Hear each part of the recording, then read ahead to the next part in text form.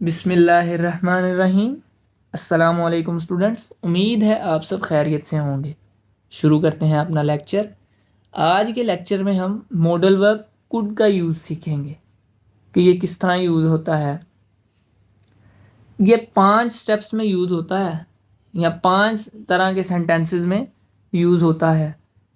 It is used for past ability, polite request करने के लिए, परमिशन लेने के लिए, पॉसिबिलिटी लेने के लिए, इमेजिनरी सेंटेंसेस में, पास्ट में, पोलाइट रिक्वेस्ट में, परमिशन में, पॉसिबिलिटी में, इमेजिनरी सेंटेंसेस में।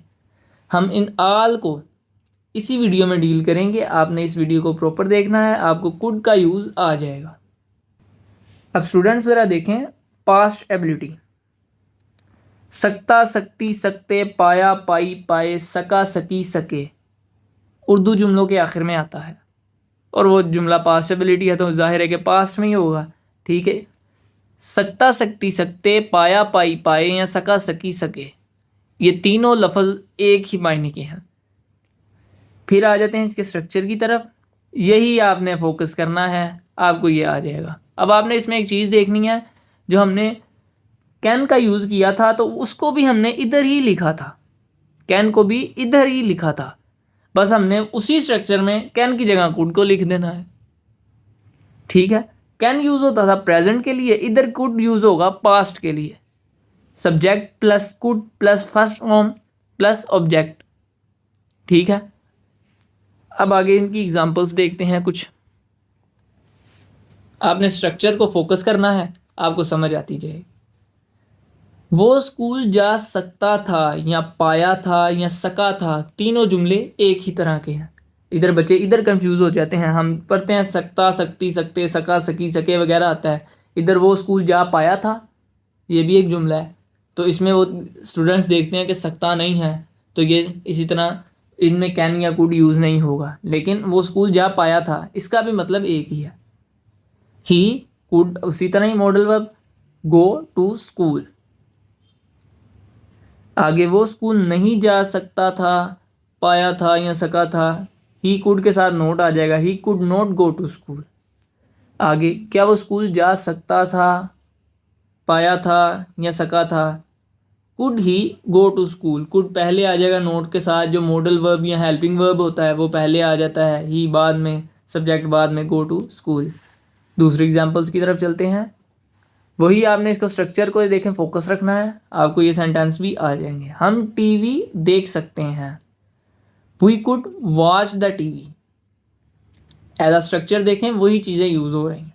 हम टीवी नहीं देख पाए थे, we could not watch the TV. क्या हम टीवी देख सके थे, कुड शुरू में आ जाएगा, could we watch the TV.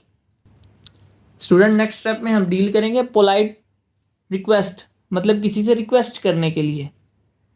जब हम इसके किसी से रिक्वेस्ट करने के लिए डील करेंगे तो इसमें क्या होगा कि जब हम किसी से रिक्वेस्ट करते हैं तो उससे एक सवाल करते हैं, क्या आप मेरा ये काम कर सकते हैं, क्या आप मेरा ये काम कर सकते हैं, क्या मैं इस तरह कर सकता हूँ, इस तरह हम उससे रिक्वेस्ट करते हैं।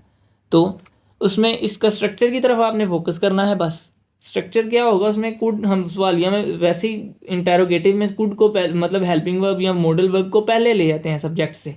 Could plus subject plus first form plus object.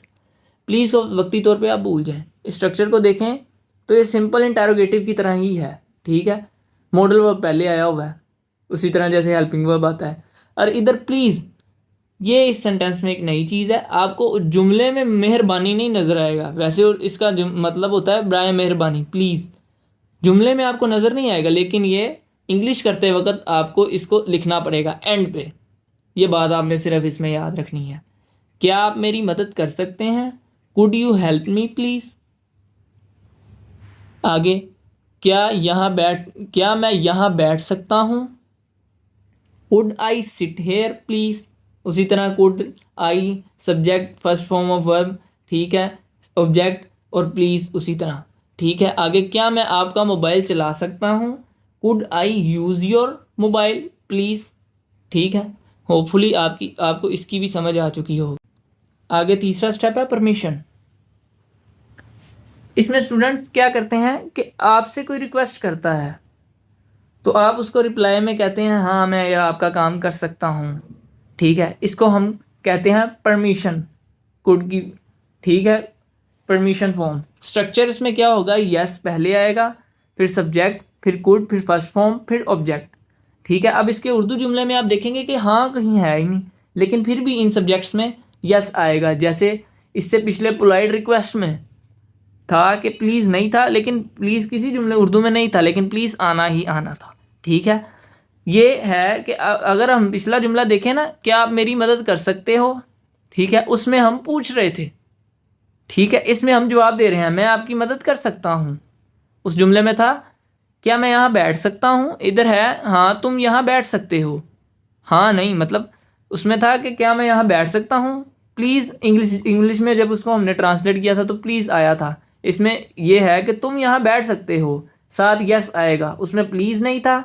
इसमें उर्दू जुमले में यस नहीं है, लेकिन इंग्लिश में जब इसको हमने ट्रांसलेट करना है तो यस आएगा।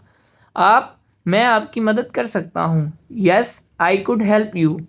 स्ट्रक्चर को देखें, एज टू स्ट्रक्चर सेम है। तुम यहाँ बैठ सकते हो, yes you could sit here.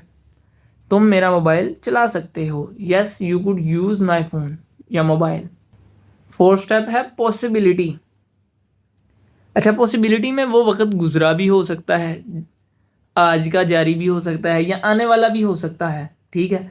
इसको हम एक ही स्ट्रक्चर से डील करेंगे, ठीक है। यहाँ अगर जुमला हो मैं कल आपके घर आ सकता था, इसका भी कोई फ़र्क नहीं पड़ेगा।